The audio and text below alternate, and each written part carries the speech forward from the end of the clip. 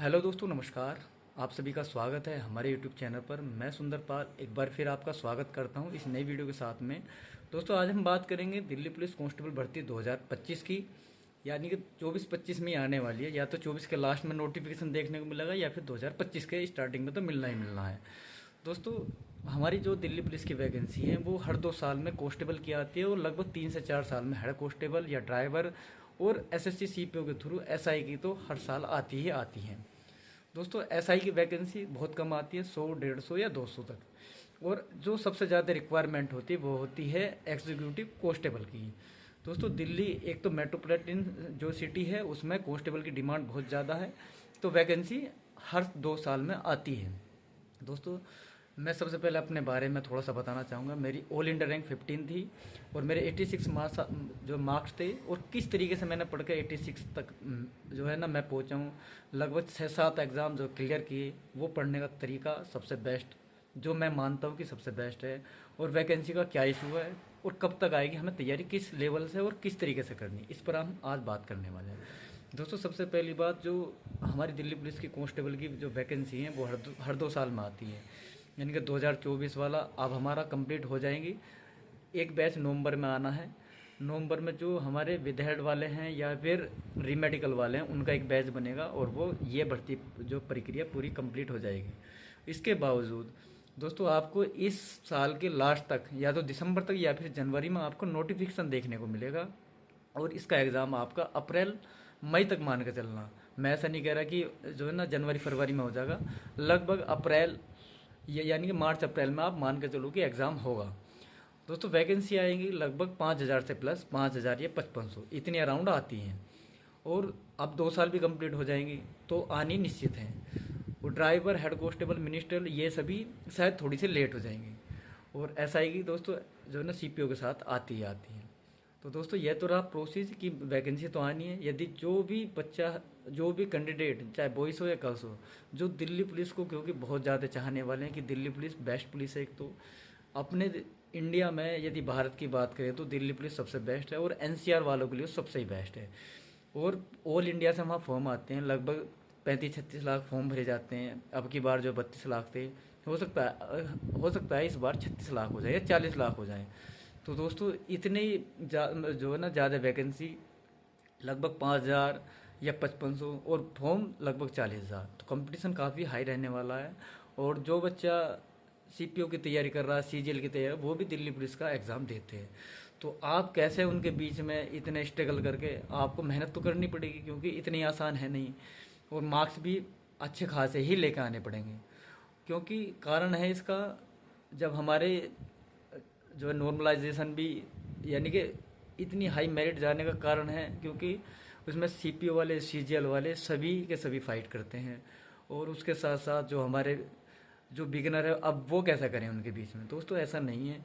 यदि आप कंटिन्यूटी जो बनाए रखें और अभी से तैयारी करेंगे, एक यानी कि गाइडेंस के तौर पे भी, क्योंकि आपको गाइडेंस की अधिक आवश्यकता है। कोई कोई बोलेगा कि जो है चारों सब्जेक्ट एक साथ पढ़ना स्टार्ट कर दो, मैथ भी पढ़नी है, रीजनिंग भी पढ़नी है, जीएस भी पढ़नी है, कंप्यूटर भी करना, आज ही पूरा का पूरा पेपर कर देंगे और 2 महीने में पेपर देने लायक हो जाएंगे कि हमारा तो सिलेक्शन हो जाएगा। दोस्तों, ऐसा पॉसिबल नहीं है। ऐसा तो आपको 4 साल 5 साल भी लग जाएंगे, तब भी आपका कोर्स कंप्लीट नहीं होगा।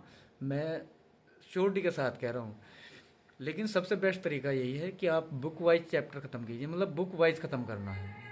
और जब बुक वाइज हम ख़त्म करेंगे तो पहले जीएस, फिर मैथ, फिर रीजनिंग, फिर कंप्यूटर, फिर उनको रिवाइज करेंगे। यानी कि एक बुक को हम 4 बार पढ़ेंगे, ना कि 4 बुक एक बार पढ़नी है। हम एक बुक लेंगे और उसको 4 बार जो है ना उसका रिवीजन करेंगे। निश्चित ही आपका रैंकर बन के निकलोगे, सिलेक्शन ले जाओगे। चाहे दिल्ली पुलिस हो, चाहे आरपीएफ हो, चाहे कोई भी वनडे एग्ज़ाम हो, आराम से तो आप क्लियर कर लोगे। तो डेफिनेटली आपको क्या करना है, सिर्फ इतना करना है, जिस तरीके से मेरा चल भी रहा है कि मैं हर दिन एक वीडियो आती है। लगभग कोई दिन मान लिया नहीं भी आता तो आप अपने आप को, खुद को ही जो है अपने आप ऑटोमेटिकली 15 पेज आगे के पढ़ने हैं। हमारी हिस्ट्री और जो है ज्योग्राफी और इकोनॉमिक्स आज ख़त्म हो जाएगी लगभग 12 दिन में, 11-12 दिन में। और फिर हमारी पॉलिटी स्टार्ट हो जाएगी।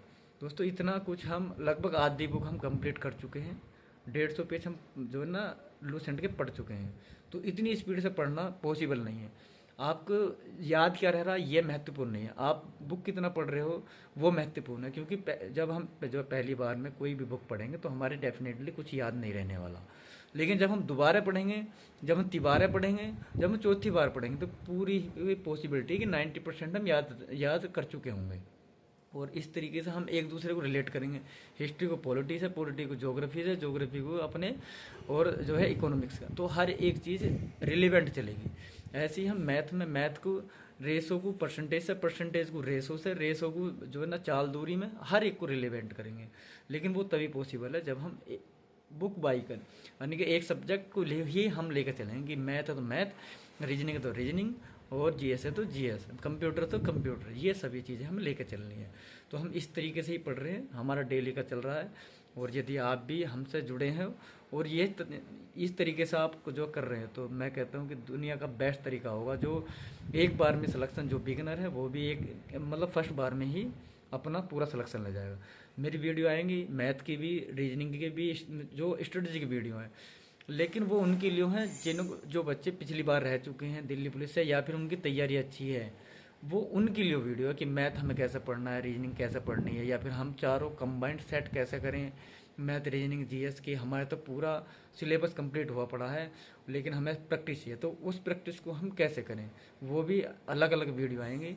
लेकिन जो बिगनर है वो सिर्फ एक काम करना है, जिस तरीके से मैं बता रहा हूँ उस तरीके से आपको फॉलो करते रहना है। तो दोस्तों इसी तरीके से हम पढ़ते रहेंगे, जल्दी आपको नोटिफिकेशन भी देखने को ही मिलेगा। और भी एग्ज़ाम होंगे आपके, बेशक आप उनको थोड़ा डिले कर दो, उनके तरीके से मत पढ़ो कि जो है ना, मेरा तो एसएससी जो है जीडी का रहा, आप फॉर्म भरिए, आरपीएफ का भर दिया होगा और एसएससी जो है ना जीडी का भर दिया होगा, फॉर्म आप सब फिल कीजिए, लेकिन तैयारी सिर्फ उसी तरीके से करनी है जिस तरीके से मैं आपको बताता चलता हूँ। हालांकि ऐसा नहीं कि मेरी तरीके से हर किसी का फ़ायदा होने वाला, लेकिन उसी का फ़ायदा होगा जो बिल्कुल सच्ची ईमानदारी से करेगा ना, उसका 100% फ़ायदा होगा। लेकिन जो 2 दिन पढ़ेगा, 4 दिन बाद फिर अपना दूसरा तरीका अपनाएगा, उसको मैं कुछ नहीं कह सकता दोस्तों। तो आपको इसी तरीके से पढ़ते रहना है। धन्यवाद दोस्तों, जय हिंद, जय भारत।